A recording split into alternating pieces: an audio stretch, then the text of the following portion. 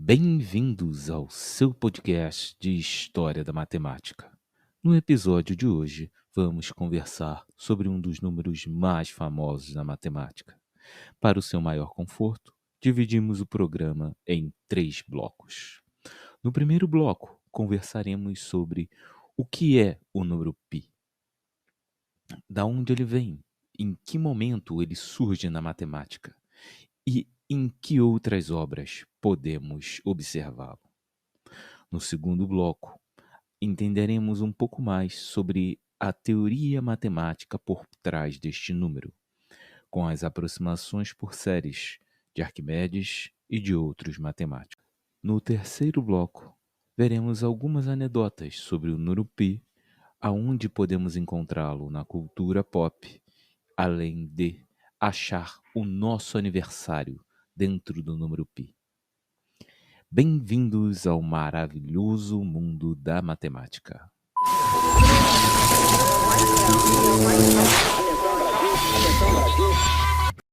Fala galera, aqui é Marcelo Rainha e esse é mais um episódio do seu podcast. Hoje a gente vai fazer um episódio super especial, porque o real dia do pi é hoje, dia 22/7.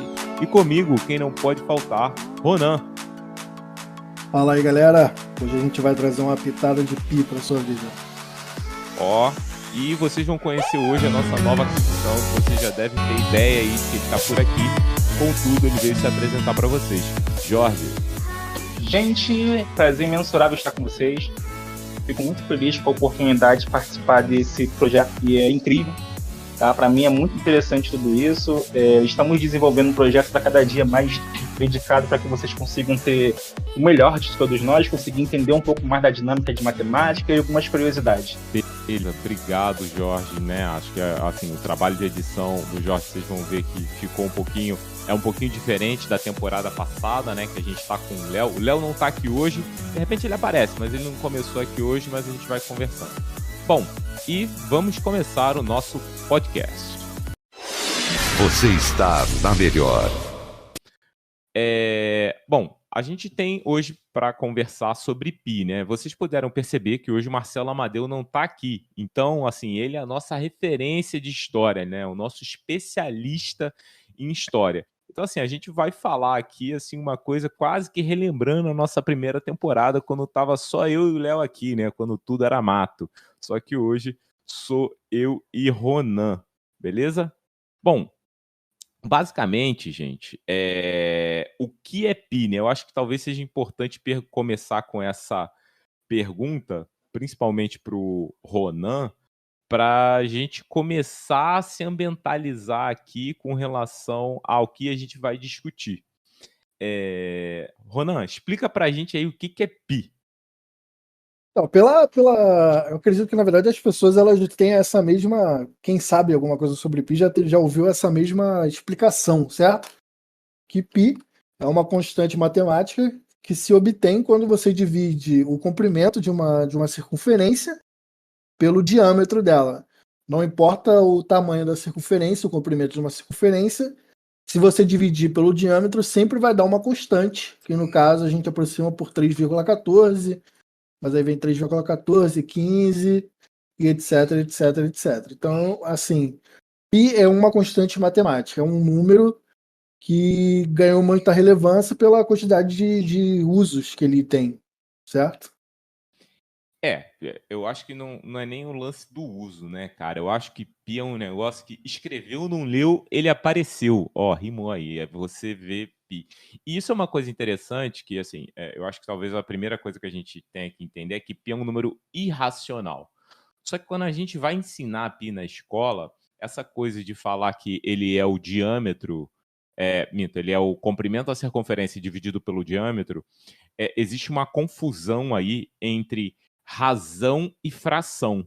Então, muitas vezes, as crianças podem se confundir, né, achando que π é um número racional, uma fração, pela forma que ele é apresentado. Então, você, professor de matemática, quando for apresentar o π, né, você precisa ser um pouco cuidadoso para não induzir ao seu aluninho, né, de maneira geral, a ele entender que π ele é uma fração. Na verdade, ele é uma razão.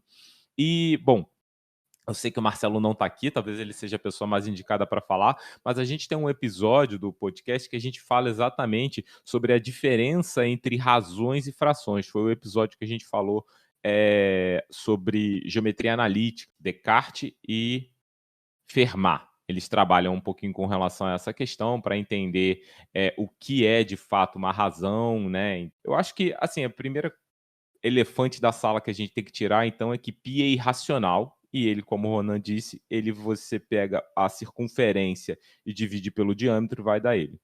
Bom, eu acho que vale aqui alguma curiosidade que π, historicamente, ele tem mais de 4.000 anos.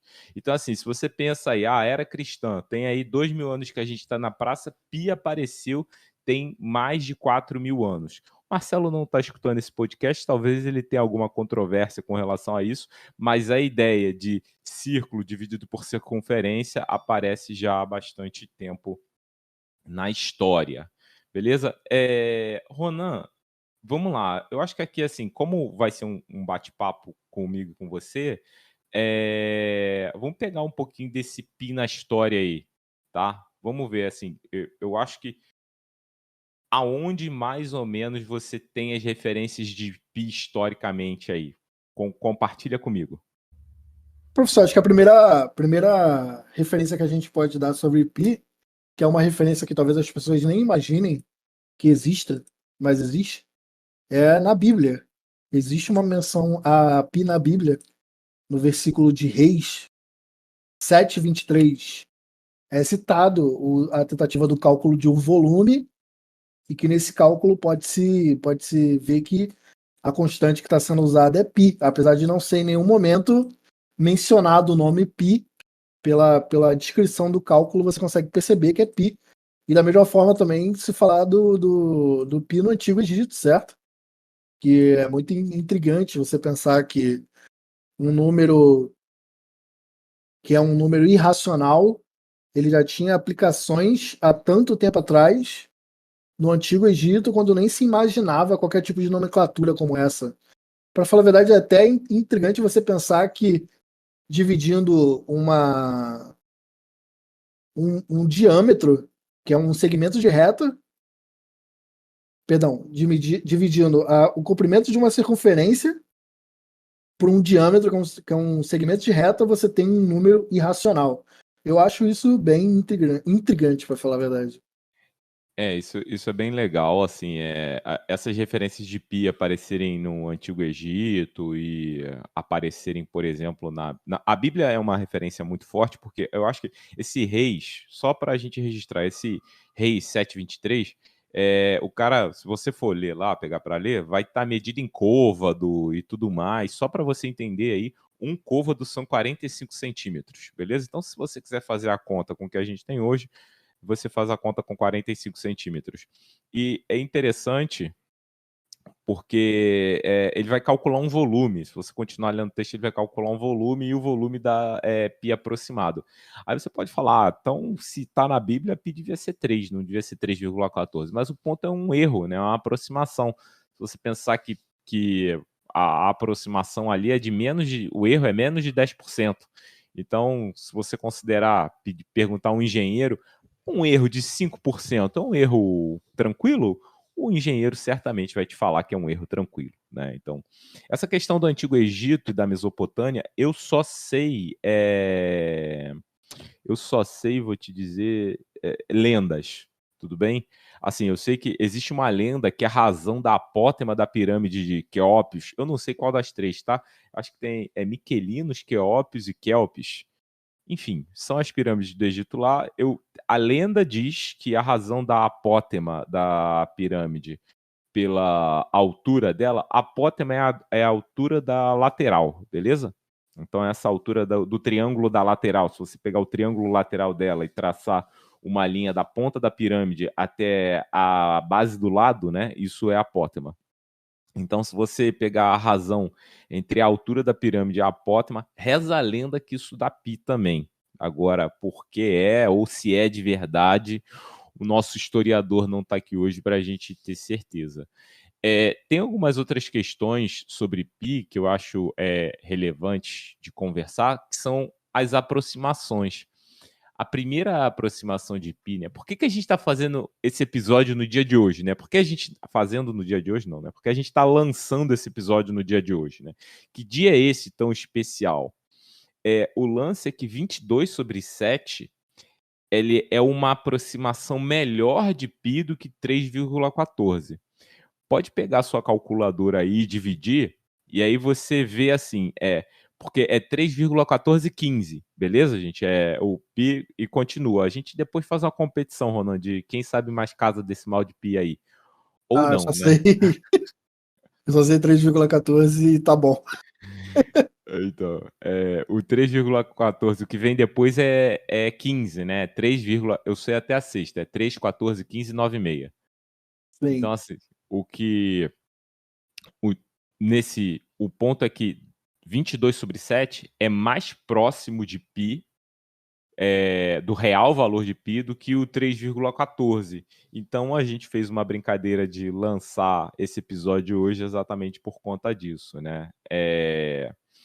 Eu acho que um outro problema que a gente pode trazer, e aí está dentro um pouco dessa matemática grega que a gente veio conversando, né, da onde surge o π de maneira geral, os gregos eles já tinham ideia do valor de π, dessa ideia, se você pegar a circunferência, né, e dividir pelo diâmetro, isso daria esse valor. E assim, a gente tem algumas maneiras, e eu acho que um cara que a gente não pode deixar de falar, que tentou aproximar π, que fez uma boa aproximação, foi o Arquimedes. Você sabe como o Arquimedes tentou aproximar π, ou Ronan? Sei, mas além também de saber como o Arquimedes tentou aproximar π, eu também tenho uma referência aqui no caso do Antigo Egito, que no papiro de Hind, que data de 1650 antes da Era Comum ou antes de Cristo, dependendo se você é religioso ou não, diz que os egípcios eles usavam a aproximação de 32/18 para π, o que dá mais ou menos 3,16, o que é 0,02 além, né? Não. É isso mesmo, no caso seria 3,14, certo? Uhum. Dá 3,16. 3,16. Então, que é bem próximo do valor que a gente Estima, né? usa, que a gente aceita, certo? Que a gente aceita não, que a gente sabe, no caso, né? Isso, é bem pouco mesmo. Parar para pensar?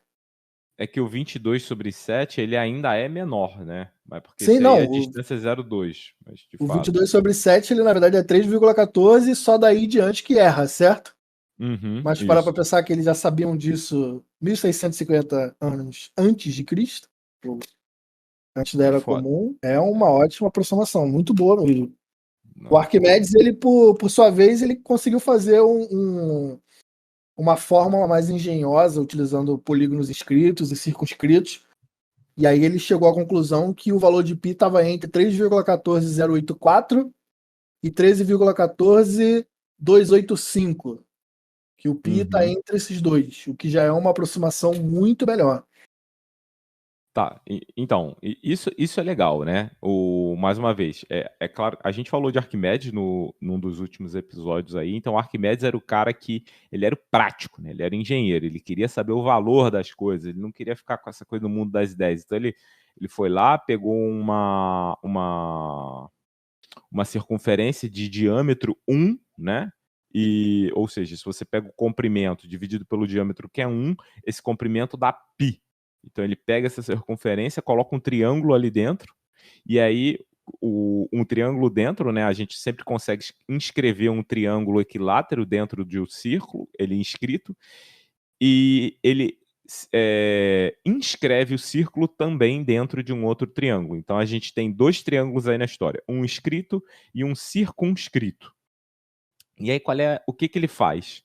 Ele vai dividindo, né, por dois ele vai aumentando, vai dobrando, né, na verdade, a quantidade de lados a cada interação, né? Por exemplo, se você pega eu sei que vocês estão ouvindo para ver, é meio complicado isso, mas se você pega o triângulo inscrito, né, o que está dentro do círculo, se você pegar o ponto médio desse triângulo, de um dos lados desse triângulo, e ligar ele até a borda do círculo, E então você cria 2 novas arestas que ligam esse ponto que você encontrou ali a partir do ponto médio, né?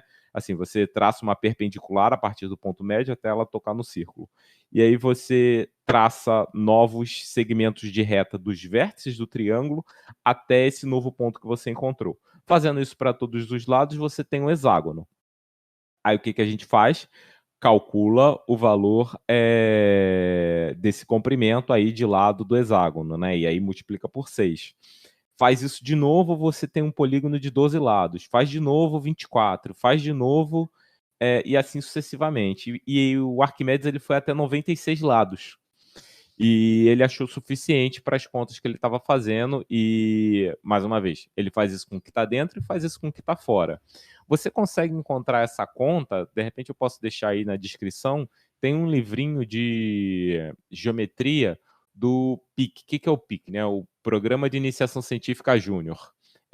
Você consegue encontrar um site com todos esses livros indicados à Olimpíada de Matemática. Em alguns deles você consegue, e nesse de geometria em particular, você consegue encontrar o caminho dessa aproximação de Arquimedes, né? Claro, só se você estiver interessado, né? Eu acho que uma coisa interessante também da gente falar, que tem a ver com a matemática grega, Ron, seria o problema da quadratura do círculo. Explica um pouquinho qual é desse problema aí. Então, professor, o problema da quadratura dos círculos era um dos problemas clássicos da Grécia Antiga, que se tratava de você conseguir pegar um círculo qualquer, uma circunferência, um círculo, e você conseguir transformar esse círculo em um quadrado com a mesma área. Só utilizando régua e compasso. Então, isso, na verdade, eram, vamos dizer, uns limitadores do problema. Com régua e compasso, é possível pegar qualquer círculo e transformar num quadrado que tenha a mesma área? Spoiler, não é possível. Não é possível, exatamente, né? Enfim, a gente vai falar isso no próximo bloco, um pouquinho mais sobre esse ponto, mas, assim, o ponto é que com régua e compasso não dá para fazer. A gente falou no último episódio do podcast que você, ou num dos últimos, né? Eu não sei qual é a ordem de publicação, mas num dos últimos aí, que o Arquimedes, ele fez isso. Ele quadrou o círculo. Só que ele usou outras técnicas, entendeu? Esses problemas da antiguidade, né? Quadratura do círculo, trissecção do ângulo, todos eles são possíveis, eles admitem soluções quando vocês coisa de régua e compasso. Ele falou assim, vamos resolver? Então eu resolvo. Então o Arquimedes, ele conseguiu resolver esse problema. Ron, eu acho que tem mais alguma consideração com relação a essa parte, né, com relação ao pi e na antiguidade, ou o pi dentro da Grécia? Mais uma vez, se o Marcelo estivesse aqui, esse bloco ia durar 50 minutos, mas como ele não está, foi curtinho aí para vocês. 50 minutos dele só corrigindo a gente. Acho que a gente tem que fazer um episódio extra do professor Marcelo corrigindo a gente, ele ouvindo o episódio e falando, não, isso aqui tá tudo errado. Mentira, galera, a gente pesquisa, tá? A gente tem fonte, mas isso aqui... Não, mas ele é mais preciso, né? Esse é o ponto. Ele provavelmente ia estar acrescentando informações que a gente não nem chegou perto de descobrir, ele ia estar aqui. Saudade do professor Amadeu. Não, ele não morreu, tá, gente? Ele só não veio gravar hoje. A gente tá gravando um feriado, também tem esse detalhe. Exatamente. Um feriado. Eu acho que o que a gente pode falar também do que na antiguidade, não necessariamente na antiguidade grega ou egípcia, é sobre o Madhava. Madhava de Sangamanga. Eu não sei pronunciar o nome dele. Que das minhas fontes que eu consegui pesquisar foi a primeira pessoa a conseguir de fato calcular o valor de π com exatidão. Ele era um indiano, ele viveu entre 1350 e 1425 e ele se utilizou de séries infinitas para conseguir calcular o π com 11 casas decimais de precisão. Legal. E o método dele é um método que eu acho muito engenhoso, muito bonito, que ele pega a reta real. Então vai 1, 2, 3, 4. Só os números naturais, vamos dizer assim, 1, 2, 3, 4. E aí ele vai pro 3. Aí do 3 ele anda pro 4. Aí do 4 ele volta pro 3,5, vamos dizer assim. Na verdade, tipo 3,05. Aí ele anda um pouquinho além de 3,14, aí depois ele volta e ele vai fazendo isso. E se parar para pensar, quando ele vai fazendo esse processo de anda um pouquinho, volta um pouquinho, anda um pouquinho, volta um pouquinho, é quase como um processo de limite lateral. Uhum. É como se ele levasse, não sei, limite. Eu não vou tentar, ser tão pragmático assim, não. Mas Não, é quase um processo de limite lateral onde ele vai exaustando os dois lados e aí ele consegue a resposta no final. Entendi. Depois a gente pode dar uma olhada para ver direitinho, porque esse método de exaustão dele, a gente vai falar sobre métodos de exaustão por causa das aproximações por séries, né? Que tá no próximo bloco. Mas você vê, um indiano, 1400 ele já estava fazendo isso, correto? Por ali em 1400, porque ele morreu em 1425, segundo as fontes que... Então, assim, eu acho que a gente vai dar um salto. Bom, a gente vai dar um salto agora. Então, vamos dar uma pausa, respira um pouquinho, procura um pouquinho mais sobre Pi e a gente agora vai passar. A gente vai passar agora para o próximo bloco.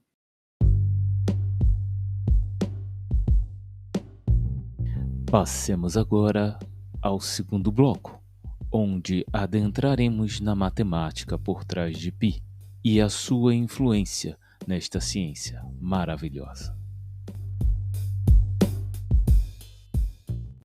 Bom, galera, então vamos começar aqui o bloco 2, né, para falar um pouquinho mais sobre Pi, dessa vez, assim, Pi no tempo, né, a gente vai se adiantar um pouquinho, de repente a gente chega até próximo aos anos 1900, mas essa história começa um pouco mais para trás no tempo, né. O Ronan, faz aí, dá pra gente uma ideia, né, dessa história das pessoas conhecendo um pouco mais de Pi, né, para vocês terem ideia que Pi apareceu lá, né, digamos assim, na Idade Antiga, vou chamar aqui de Idade Antiga, que no período antes de Cristo, e aí depois ele volta a aparecer, ele mantém a sua importância na história durante muito tempo. Acho isso muito peculiar sobre um número irracional, né? Assim, a gente viu o raiz de 2, ele teve a sua luz lá com Pitágoras e tudo mais, construtíveis, e aí depois ele desaparece, porque a gente já aceita eles, ou raízes pésimas de maneira geral, de forma cotidiana. Agora, contudo, Pi é um cara que se mantém sendo alimentado e as pessoas buscam, de certa forma, entender um pouquinho mais sobre ele a cada tempo, e eu acho que o Ronan tem aí para dizer para a gente um pouco dessa história, né? Ronan, com você. Então, a gente parou o bloco falando sobre o Madhava, sobre ele conseguir calcular as 11 casas decimais de Pi, e uma ferramenta que o Madhava tinha, que a Europa na época não tinha. Lembrando que nessa época a gente está falando da Índia, 1400, na Índia o cara conseguiu calcular 11 casas decimais, a Europa ainda estava fazendo cálculo com um sistema de numeração romano nessa época. E o que o Madhava tinha que a Europa não tinha era exatamente o sistema indo-arábico de escrita. Foi a primeira tentativa de fazer esse sistema colar, vamos dizer assim, na Europa, foi com o Papa Silvestre II em 999, mas só foi conseguir realmente fazer com sucesso com o Fibonacci, isso no início do século XIII. Século XIII, anos 1200, mais ou menos. Só em 1665, com as ferramentas que o cálculo disponibilizava, que Newton criou no caso, o próprio Newton conseguiu calcular 16 casas decimais de Pi. Aí a gente viu o salto. Eram 11 casas decimais de Pi, agora nós temos 16 casas decimais, mas só depois da Europa ter em mãos a ferramenta do cálculo e também do sistema de numeração indo-arábico. Então a gente vê que de 1400 até 1665, são 265 anos de história para a gente conseguir avançar 5 casas decimais de Pi. E detalhe, né? Não foi qualquer um que fez isso, né? Não foi qualquer um, foi o Newton. Foi o cara, né? Assim, esse cara é o Newton, entendeu? Então, Precisou de matemática nova.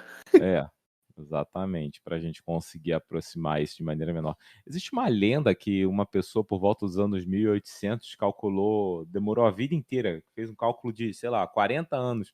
A pessoa só 60, dos 20 aos 60 anos, a pessoa ficou calculando casa decimal de pi e chegou a poucas casas a mais, né? Mas assim, o que é interessante, se você pensar no Newton, o Newton foi o que, Ronan? 1600, né? 1665.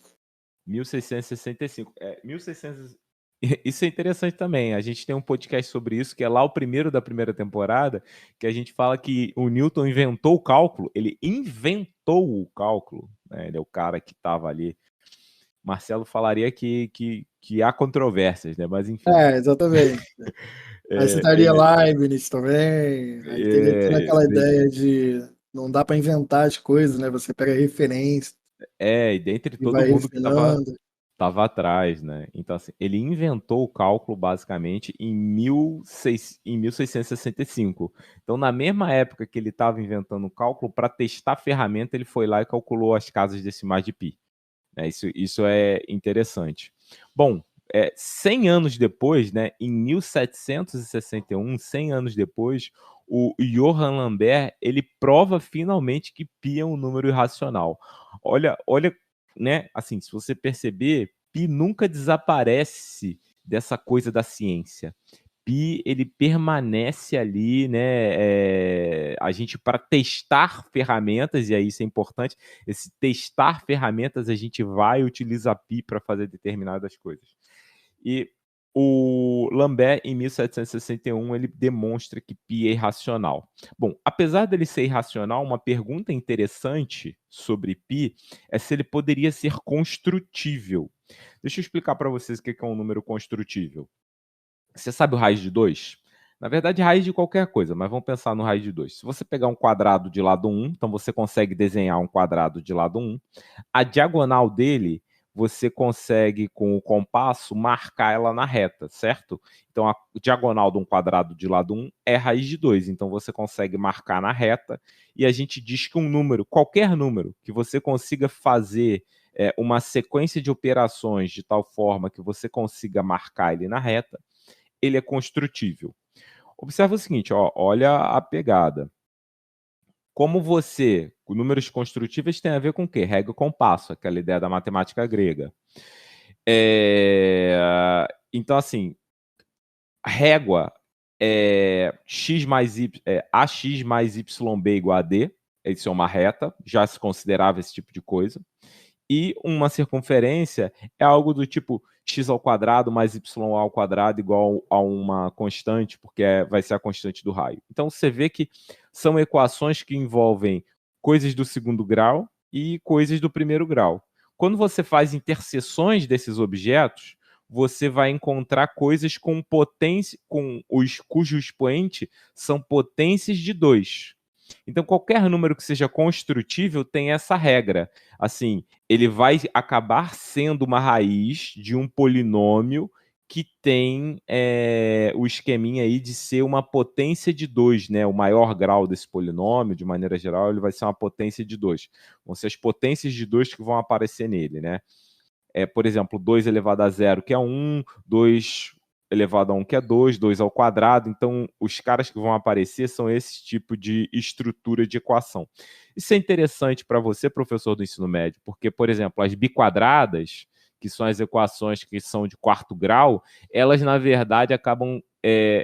a gente estuda elas porque delas se origina coisas que são construtíveis também. Então, essas equações biquadradas, que é o que a gente vai trabalhar eventualmente na escola, vira e mexe, ela tem o seu resquício dentro dessa ótica dos números construtíveis. Aí agora eu vou entrar num outro ponto. Depois dos construtíveis, a gente tem um negócio chamado transcendentes. Porra, Marcelo, tá ficando avançado aí. Não, calma.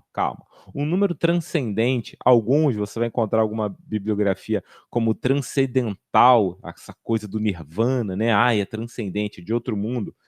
Muita calma. O número transcendente é aquele que ele não é raiz de um polinômio com coeficientes inteiros. Então, pensa num polinômio com coeficiente 1, 2, 3, 4, 5, 6, 1 milhão, 2 milhões, tem que ser coeficiente inteiro, basta isso. Se você não conseguir um polinômio com coeficientes inteiros, que aquele número é raiz, a gente diz que esse número é transcendente. Então você vê que existe uma dificuldade muito grande para a gente provar que números são transcendentes. Beleza? Bom, eu não sei se foi o primeiro número que a gente provou que era transcendente, mas o π é transcendente. E quem provou isso foi um cara chamado Lindemann, beleza? O Lindemann, em 1882, ele prova que π é transcendente. A demonstração tanto da irracionalidade de π quanto da transcendência de π tem a ver, assim, essas primeiras demonstrações, elas usam cálculo, elas usam muita álgebra, elas vão usar ideias de frações contínuas. Então, assim, se eu não me engano, a demonstração do Lindemann, ele vai usar vai usar frações contínuas do arco tangente. Eu não sei se é a do Lindemann ou a do Lambert, não sei se, ou seja, não sei se é a irracionalidade ou a transcendência, mas um dos dois usa a ideia de frações contínuas do arco tangente. Beleza? Então ele usa essa técnica para você mostrar que o π é transcendente ou irracional. Eu espero que você tenha entendido o que é um número transcendente. Se você não entendeu, cara, relaxa. Você pode fazer uma pergunta para a gente. Falar nisso, né? Vamos fazer a propaganda aí do nosso e-mail, né? Se você ficar alguma dúvida com relação a qualquer coisa que a gente fale aqui, você pode entrar em contato com a gente pelo e-mail jogosematemática@gmail.com. jogosematemática@gmail.com. Se você não for uma pessoa de e-mail, se você for uma pessoa de Instagram, a gente tem o @jogosematemática no Instagram. Todo mundo faz parte do mesmo grupo, tá? Então essa é um pouquinho a ideia. Bom, uma coisa interessante sobre essa questão da transcendência é o seguinte: vocês lembram lá do problema que a gente falou da quadratura do círculo, né? Que o Ronan comentou?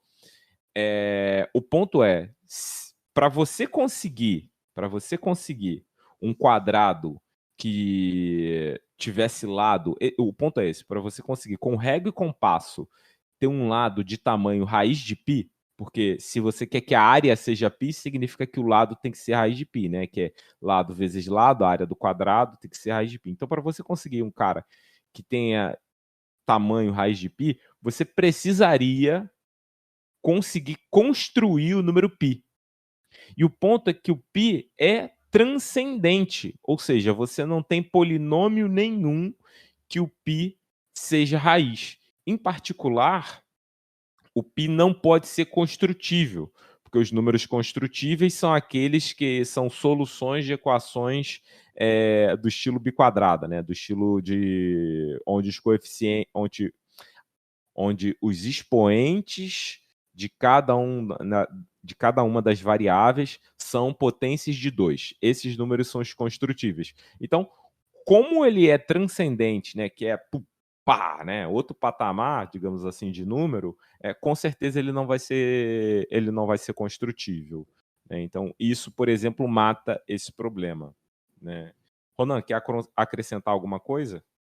Só queria acrescentar que quando a gente começa a falar sobre esses problemas de π ser construtível ou não construtível, o problema de calcular a casa de π já tinha ido para o saco. Por exemplo, tem um cara chamado Zacarias Daisy, que ele, depois de um tempo, conseguiu calcular 212 dígitos de π, um tempo depois de Newton, no caso. E aí depois veio um cara chamado William Shank, que usando a fórmula de John Mackins, ele conseguiu calcular 707 casas de π. Só que, na verdade, ele só conseguiu calcular 527, que eram as corretas. Depois eu acho que ele foi muito na empolgação o resto. Então a gente começa a arrumar outros problemas para trabalhar com π, porque calcular a casa de π já deixou de ser um problema, né? Então vamos arrumar outros problemas para a gente brincar com π. E eu acho que assim, uma coisa interessante que a gente acaba entrando no escopo agora é que assim, como é que esses caras, assim, a gente tinha inicialmente algumas fórmulas para calcular π, né? Ou seja, ideia do Arquimedes e tudo mais. Só que as pessoas passam a procurar séries onde π aparece. O que é uma série? Né? Uma soma ou fórmulas onde π aparece. Ou uma soma, ou um produtório, algumas fórmulas onde π aparece. Eu acho que talvez as mais relevantes aqui, eu vou citar algumas pessoas, porque eu acho que essas fórmulas são relevantes. O primeiro deles, assim, que apresenta uma fórmula bem interessante para calcular π sobre 2, é um cara chamado John Williams. O John Williams, em 1655, ele mostra que π sobre 2 é um produto bem interessante, assim, um produto... vale a pena você colocar no Google, assim, John Williams, π. Williams é W-A-L-L-I-S, beleza? E aí, π, e vai aparecer uma fórmula legal. Uma outra fórmula que eu gosto mais, eu acho que é uma das que eu gosto mais, é a fórmula de Leibniz para π. A partir da tangente de π sobre 4, geralmente eu ensino isso para os meus alunos de cálculo. A partir da tangente de π sobre 4, do arco tangente, olha o arco tangente aí na história. A partir do arco tangente de π sobre 4, a gente consegue mostrar que π é igual a soma, né, o somatório, de menos 1 elevado a n, ó, somatório, menos 1 elevado a n, dividido por 2n menos 1. Beleza? Dividido por 2n menos 1. Ou seja, é o somatório dos inversos dos números ímpares alternados. Isso dá π sobre 4. Essa fórmula, apesar de ser simples, ela é... Mais uma vez, se você nunca viu, não tem problema. Simples para quem, né? Mas assim... para o aluno de cálculo... Vou falar assim, para o aluno de cálculo 1, ou o aluno que já viu integrais... Não sei nem se é cálculo 1, para o Ronan foi o 2, né? Mas assim, para o aluno que já viu integrais, essa fórmula ela é simples de deduzir. Mas qual o problema dela? O problema dela é que ela é lenta. O 3,14, pelo que entendi, só vai estabilizar, só vai ficar em 3,14 fixo quando você for fazer a soma a partir do 500. Então ela é uma fórmula que ela fica oscilando. Uma outra fórmula que eu gosto bastante também é π ao quadrado sobre 6. Vamos lá. O primeiro cara a resolver o problema da Basileia foi Euler. Qual é o problema da Basileia? Determinar exatamente o valor de 1 mais 1 sobre 2 ao quadrado, mais 1 sobre 3 ao quadrado, mais 1 sobre 4 ao quadrado, e assim sucessivamente. Ou seja, é o somatório de 1 sobre n ao quadrado. Quanto vale isso? Esse problema foi resolvido pelo Euler, se eu não me engano, por volta de 1665, também ali na época um pouco depois, mas foi nesse período. E ele mostra que isso dá π ao quadrado sobre 6. Essa é uma fórmula bem legal. Se você... Esse somatório de 1 sobre n elevado a um número, né? 1 sobre n elevado a um número natural, digamos, ou seja, 1 sobre n elevado a 1, 2, 3, isso tem o seu lugar na história. Eu acho que, de repente, futuramente, vale um podcast quase que só sobre esse cara aí. Porque essa é a famosa função zeta de Riemann, beleza? E, por que ela é famosa? Porque ela tem a ver, por exemplo, com um dos problemas do milênio e tudo mais. Mas ela é bem interessante com relação a isso, né? Eu acho que, de início, assim, eu acho que eu vou ficar com essas fórmulas aqui, depois a gente conversa mais um pouquinho sobre essa ideia. Eu queria falar um pouquinho sobre as provas e dar uma dica até para vocês, assim. Deixa eu perguntar ao Ronan. Ronan, com relação às fórmulas e algumas ideias sobre π, você teria alguma coisa a acrescentar aqui com a gente? Que para falar de fórmula simples e fácil de calcular, a gente podia falar da fórmula do Ramanuja, né? Porra, aí tu tá de sacanagem. Simples é ótimo, né? Ramanuja é a nossa vaca sagrada, né? Ó, quem não conhece aí, fica a dica para ver O Homem que Viu o Infinito, que conta a história dele. Bom, a fórmula dele em particular não é simples. Mas deixa eu fazer um comentário aqui com vocês, que as demonstrações que π é irracional ou π é transcendente, essas primeiras demonstrações, elas são difíceis. Então, algumas pessoas, ao longo da história, foram tentando simplificar essas provas. E uma delas que eu acho que merece destaque é a prova do Ivan Niven, beleza? A prova do Ivan Niven da irracionalidade de π. O Niven, ele tem uma prova que é uma página só. É uma página, é uma página. Se você for lá, se você procurar assim, A Simple Proof of Irrationality, quando ele bota a Simple Proof, é porque realmente é uma prova de uma folha, uma prova simples. Mas se você for destrinchar tudo que está ali, você vai ter um certo trabalho para fazer isso. O que é interessante? Qualquer aluno que viu cálculo conseguiria ler, fez cálculo que contém integrais, né? Olha a importância da integral aí. Qualquer aluno que fez cálculo que contém integrais, ele consegue entender a prova do nível, beleza? Vai ter um pouquinho de trabalho, né? Já existem canais no YouTube aí com exatamente a prova do nível explicada direitinho, né? Destrinchada um pouquinho maior.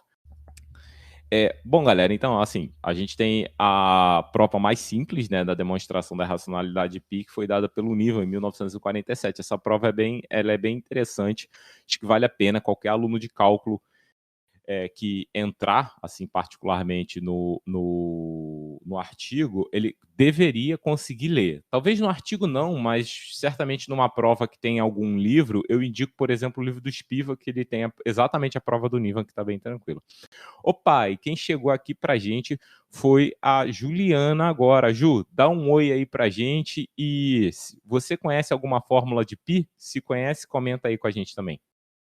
Oi, pessoal, tudo bem? Cheguei atrasada, mas cheguei. Então, conheço sim a fórmula de Euler, né, que é 1 sobre n ao quadrado, cujo resultado cai em π ao quadrado sobre 6. Essa daí é a que eu conheço. Isso, o famoso problema da Basileia, né? A gente tinha acabado de comentar ele aqui. O Euler fez outras, tá, gente? Ele fez outras, por exemplo, para cubos e tudo mais. Essa π ao quadrado sobre 6 eu gosto bastante, porque além de ser o problema da Basileia, ela ainda tem a ver com a zeta de Riemann, né? Como a gente tinha comentado. Sim, exato. E a demonstração dessa fórmula assim, é muito bonita, porque você para pra pensar, poxa, como que um negócio desse dá π quadrado sobre 6, nada a ver. Só que quando você pega para analisar, quanto mais a série cresce, vamos dizer assim, quanto mais os números vão crescendo, na verdade você está somando números menores. Sim. Porque você vai pegando números maiores ao quadrado, você está dividindo 1, por exemplo, 1 dividido para 4 é maior do que 1 dividido para 9, que é maior do que 1 dividido para 16, e assim vai sucessivamente. Então, na verdade, quando você pega isso na reta numérica, isso vai indo até que tem um momento que começa a chegar a ficar muito pequeno, as somas tão pequenas, que acaba convergindo para π ao quadrado sobre 6. Essa é bem legal. A prova do Euler, essa é interessante porque assim, a prova do Euler desse resultado não estava completamente correto, né? Assim, estava certo para a época, mas para os padrões de hoje em dia ela não estava tão legal. Hoje em dia você consegue resolver ela usando só técnica de integração também. Engraçado. Qualquer hora eu provo isso aí para vocês. Qualquer hora eu posto um vídeo no YouTube sobre essa prova. Bom, eu acho que assim, a gente já comentou das provas e uma pessoa que teve uma relação muito interessante com o π foi o Ramanuja. Assim, eu vou comentar aqui rapidamente sobre o Ramanuja. Ele criou um estilo de fórmula para π que aproximava π rapidamente. Como assim criou um estilo de fórmula que aproxima rapidamente? Em 1997, um cara chamado David Bayliss e Peter Brown, eles pegaram a fórmula do Ramanuja lá, da década de 20, e eles criaram um estilo de fórmula semelhante ao do Ramanuja, o qual você consegue aproximar π por, se eu não me engano, 8 casas decimais de uma vez só. Ou seja, tu executa aquela soma uma vez, você já tem automaticamente 16 casas decimais de π.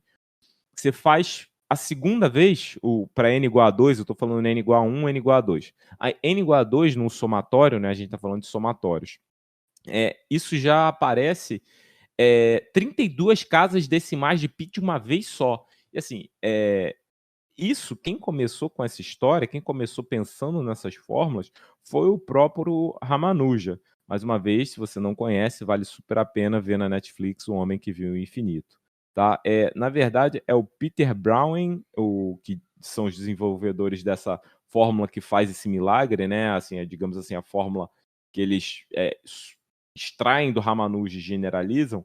O Ramanuja fez na década de 20, eles fizeram em 1985. É o Jonathan, a pessoa é Jonathan e o outro são dois matemáticos, né? O Jonathan e o outro é o Peter. O Peter tem um sobrenome dele aqui que é o Brown. Tá? Eu acho que vale bem a pena quem curtir Pi dar uma olhada um pouco nessa história, entender aqui como é que faz. A gente tem um outro. Esse Peter Brown, ele realmente gosta do negócio, porque ele criou uma outra fórmula que calcula exatamente a posição da casa decimal, né? Assim, ele fez um desafio que nos anos 90, no final dos anos 90, ele conseguiu calcular exatamente o valor do bilionésimo dígito de Pi. Ele falou assim, o valor do bilionésimo dígito de Pi é 9. E ele conseguiu provar que era 9, mais uma vez, computacionalmente. Então, bom, eu acho que esse segundo bloco aqui, ele fica com essa parte aqui para a gente entender um pouquinho sobre essas curiosidades, ou seja, a gente pegou um apanhado histórico de Pi até basicamente os anos 1900, né? Ou seja, a gente tem bastante coisa aí, essa história de Pi que permeia, né, o nosso dia a dia e tá até hoje aí, né? Ele tá por aí. Assim, existem pessoas pesquisando Pi até hoje. No próximo bloco eu vou fazer uma pergunta aí sobre Pi que ainda está em aberto. Beleza?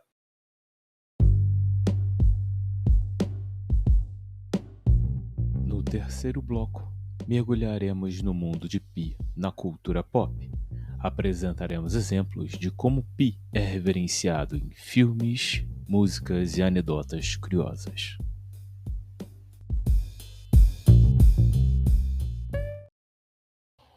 Bom, gente, estamos começando agora o nosso terceiro e último bloco, né, dessa nossa conversa sobre o número Pi.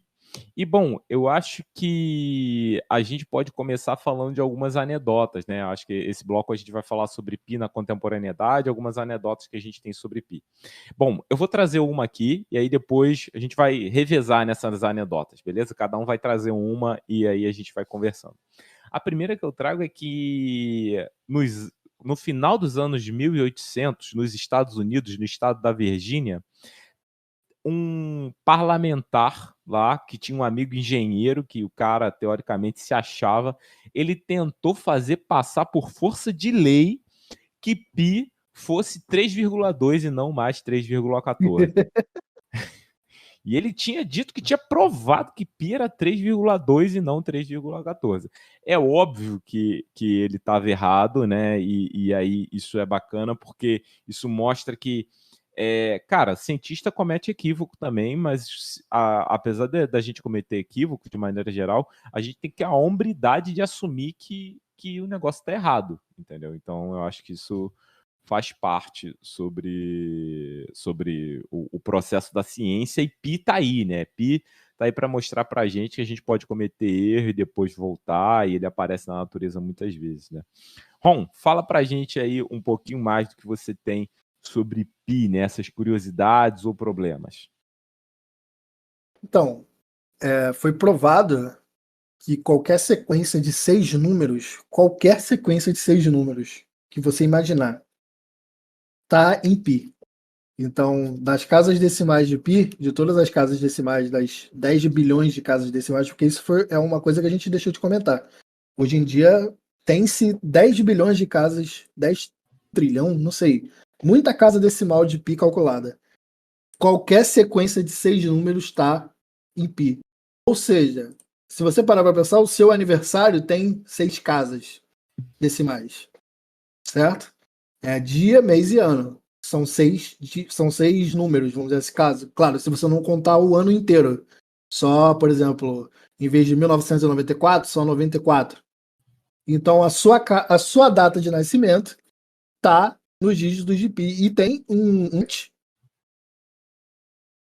deixa eu lembrar aqui o nome do site. É MyPiDay. Lá você consegue escrever e esse site te diz aonde está a sua data de nascimento em Pi. Isso é muito legal, né? Assim, e eu acho que isso é uma coisa que tem um problema em aberto aí nessa história, tá? Pelo menos eu acho que ele ainda está em aberto. Provaram que qualquer número de 6 dígitos está em pi. Tudo bem. Mas a pergunta, que é o problema em aberto, é: será que todo número está em pi? Né? Isso é uma pergunta que a gente ainda não sabe a resposta. Isso é bem bacana. Ju, que curiosidade que você tem aí sobre pi para falar para a gente? Achei bem interessante esse caso do aniversário, mas, assim, muito interessante mesmo, mas eu não entendi como funciona. Mas aí o ponto é, como funciona, provaram, está provado. Está provado. Considera qualquer número de até 6 dígitos, ou seja, do 1 até 6 dígitos é o quê? Então, qualquer sequência, qualquer embaralhamento de números até 6 dígitos, ou seja, vai dar 9, são 6 dígitos, é o quê? 9 elevado a uma determinada potência, não é isso? Vai ser 9 elevado à sexta, isso. Ou seja, se você pegar essa quantidade de dígitos aí, essa sequência de dígitos, esses embaralhamentos, todos esses embaralhamentos possíveis de números até 6 dígitos, considerando 9 não, né? 10, ou seja, é 10 elevado à sexta. Todos esses números aí, 10 elevado à sexta, 1 milhão de números possíveis, todos esses aparecem em pi. Vamos pensar o seguinte, um número irracional, como o... Vou dar um número aqui que é irracional. 1,011001000100001 e assim sucessivamente, beleza? Pega esse número aí. Esse número é um número irracional. Esse número ele é até transcendente. Quem provou que ele é transcendente foi o Liouville. Liouville de uma classe de números transcendentes. Mas enfim, aí uma pergunta razoável é a seguinte: você pega um número irracional desses, será que você consegue encontrar qualquer número de 2 dígitos dentro dele? Ou seja, será que o 1, o 2, o 3, o 4, o 5, o 6, o 7, o 8, o 9 e o 10 estão dentro desse número irracional? Ou você consegue colocar ele ali dentro de alguma forma? Ou seja, você consegue achar o 1, o 2, o 3, o 4? Esse é o ponto. Nesse site aqui, MyPday, o ponto é, conseguiram mostrar, eu não sei se foi computacionalmente ou provaram dentro da lógica, né, a partir da lógica, que qualquer número de até 6 dígitos, ou seja, qualquer sequência de até 6 dígitos, estilo data de aniversário, ela está dentro de pi. Então, assim, 01, essa coisa de 01, 30, 26, né? Digamos assim, se o cara nasceu em 1926, ou 01, 12, se ele nasceu em 2012 agora, né? A gente bota 12 no final. Então, assim, qualquer sequência numérica que represente uma data de aniversário, ela está dentro de pi. Mais uma vez, eu acho que isso foi feito computacionalmente, porque eu sei que vocês não estão vendo, mas o site MyPday, ele é do grupo Wolfram Alpha, tudo bem? Bom, se você não sabe o que é o Wolfram Alpha, recomendo que você vá aí na internet, digite o Wolfram Alpha. Ele é basicamente o Google da matemática, tá? E aí é bem interessante. Ju, tirei tua dúvida aí? Sim, então, no caso, como é 3,14, tem relação com o dia do pi, que eu acho que é 14 de março, não é isso? Calma, uma coisa de cada vez. Esse site aqui, ele tá falando do seu aniversário. Por exemplo, Sim, o seu aniversário, ele está na posição 1.266.702 do pi.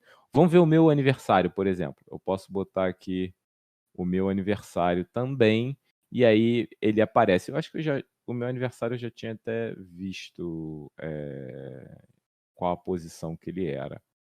Não sei se eu vou lembrar aqui. O meu aniversário ele passou agora há pouco, 18 agora há pouco, né? Da data da publicação já passou há muito tempo, mas é 18/04/82. E aí eu dou enter aqui e aí ele aparece pra gente a data do aniversário, ele computa que é legal. Então assim, isso foi provado, tá? Então eu estou na posição 1.288.931. beleza? Esse é o meu número de pi. A gente, quando tava brincando com esse site, o Léo aqui da equipe, ele era o que tinha o menor número. O número dele não chegava nem a 1 milhão. Impressionante. Tá? Então, basicamente, esse é a questão do site, né? O Ronan tinha umas músicas, né? Assim, é engraçado você pensar nisso, mas a gente tem uma série de músicas e poesias que também acompanham Pi. No final desse episódio, a gente vai colocar um trechinho da música que a gente está falando. Ronan, a música é de quem mesmo? Fala pra gente aí. Então, professor, a música é da Katie Bush, se chama Pi, né? Que no caso é Pi. E ela vai contar a história sobre uma mulher que ama um matemático. E esse matemático parece que ama mais Pi do que ela. O que é basicamente a história de todo matemático, né? O que não sei. Que não Dependendo foge da muito da situação, não tá. realidade. Não foge muito da realidade, dependendo do contexto. Pega Não foge gaguejou. muito. Não, mas é verdade, dependendo do contexto, não foge muito da realidade. Quando a pessoa fala assim, você vai escolher os números ou eu? Eu falo, pô, caramba, vai ser Pô, complicado, cara. né? Ai, gente, pô, cara. Só Ui. sei que a matemática me deixou mais fria do que. Acho que Você mais olha para racional. aquela fórmula de Euler, né? Uhum, Que eu acho que é E elevado a I vezes π mais 1 igual a zero. Aí você fala, uhum. eu não Ah, sei essa não. fórmula é Hein? muito bonita. Eu tô quase tatuando ela no braço, é porque eu tenho que fazer isso num momento e esconder da minha esposa durante um tempo, pra ela ver quando eu já estiver lá, porque tô pensando seriamente em tatuar. Bom, a gente tem, né, assim, a gente acabou de falar das datas de aniversário, tem a Kate Bush, importante, Kate Bush, que tem uma música sobre Pi. A gente tem até um poema sobre Pi, de repente a gente deixa na referência aí o poeminha bonitinho para vocês poderem ver depois. Mas a gente tem algumas frases, né, que a gente consegue decorar Pi direito. Ju, você tem uma frase pra gente? Tem sim, tem uma frase em inglês para ajudar a decorar as posições, né, dos números de pi, que é a seguinte: May I have a large container of coffee? Ah, exatamente, né? Observa o seguinte, essa frase, ó, May, tem 3 letras. Aí, I, 1, have, 4, a, 1, large, 5, você vê? Container, 9, off, 2, coffee, 6. E é uma frase muito matemática, né? Que você quer um container de café, né? Então, ou seja, é uma frase muito, muito matemática. Eu gostaria de realista. Eu gostaria de 2 dedinhos de café e o cara aparece com uma xícara de 2 mãos assim em cima do Exatamente. negócio. Quanto você quer? Um container, por favor. Parece aquele galão de 5 litros d'água, Isso, só que de exatamente. café. Só para começar, né? Ainda fala assim, só para começar. Exatamente. Isso aqui é só para o primeiro teorema. Bom, gente, eu acho que é isso. Eu acho que temos um podcast, assim, certamente ele deve estar um pouco mais curto que os outros, mas eu acho que o bate-papo foi bom. Hoje foi só eu, o Ron e a Ju aqui com vocês. Espero que vocês tenham gostado. E, bom, a gente, para fechar isso aqui, a gente vai para as nossas dicas culturais que não podem faltar. Então, prepare o bloco de notas do seu celular, porque agora vem as dicas culturais. Hoje falando de cinema. A minha dica cultural de hoje, cara, é um livrinho que acho que eu já indiquei outras vezes, mas eu tava há um tempinho sem indicar ele. É o Almanaque de Curiosidades Matemáticas do tio Ian Stewart, tá? Cara, esse livro é muito bom, ele é maravilhoso, ele tem um capítulo inteiro dedicado ao Pi. Parte do que a gente fez aqui hoje foi baseado num artigo, né, sobre o aniversário de Pi, mas também eu tirei algumas fórmulas, algumas curiosidades desse almanaque. Então, essa é a minha dica cultural de hoje, o livro Almanaque de Curiosidades Matemáticas, do Ian Stewart. Ron? O livro que eu vou indicar dessa vez é do Malbataran, não sei se eu estou pronunciando direito, Malbataran, que é O Homem que Calculava, que tem algumas histórias, assim, é bem legal, bem divertido de ler. Então fica aí a indicação, O Homem que Calculava. Não, ele é realmente muito bom. É Malbataan, sim. O Malbataan, também conhecido como Júlio César. O famoso Júlio César era o Malbataan, para quem não sabe. E a gente tem um podcast que conta essa historinha aí, né? Que a história do Júlio César no Malbataan. De repente ele tá meio datado, a gente pode fazer outro. Ju, sua dica cultural de hoje.